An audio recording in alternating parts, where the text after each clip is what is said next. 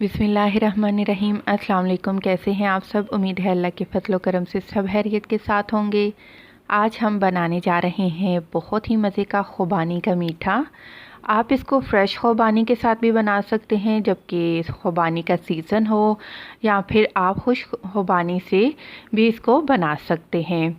जैसा कि मैं आज जो मीठा खुबानी का बना रही हूँ वो मैंने 250 ग्राम खुश्क खुबानी लेकर उसको पूरी रात मैंने भिगो कर रख दिया था। ये आप देख सकते हैं। पानी आप इतना डालिएगा कि जितनी खुबानी हो उससे डबल अमाउंट में आपने पानी डालना है, या फिर कम से कम 6 घंटे आप इसको भिगो कर रखें। खुबानी नरम हो जाने पर आप इसके बादाम निकाल लें। बादाम हम ज़ाया नहीं करेंगे।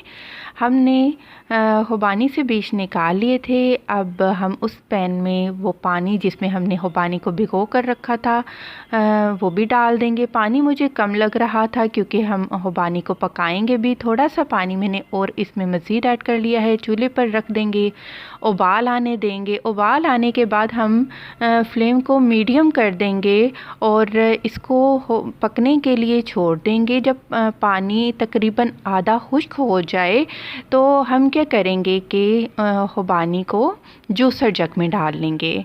थोड़ा थोड़ा सा पानी भी आप इसमें यानी कि जूसर जग में डालते जाइए ताकि इसको ब्लेंड होने में आसानी हो और इसका पेस्ट बना लें।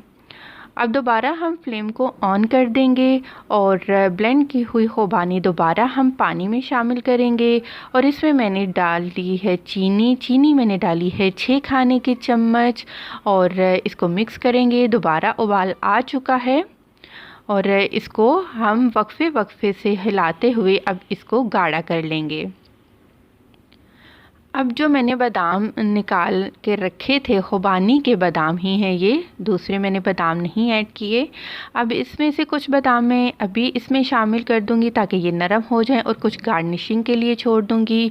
अब इसको टेस्ट देने के लिए मैंने 1/4 टीस्पून दालचीनी का पाउडर और 2 चुटकी मैंने डाल दिया है जायफल और जावित्री का पाउडर। इनसे खुबानी के मीठे का टेस्ट बहुत ही ज़बरदस्त हो जाता है। आप काफ़ी सारे फ्लेवर इसको दे सकते हैं। आप चाहें तो इसमें इलायची पाउडर भी शामिल कर सकते हैं, चाहें तो आप सिर्फ दालचीनी ही डाल सकते हैं।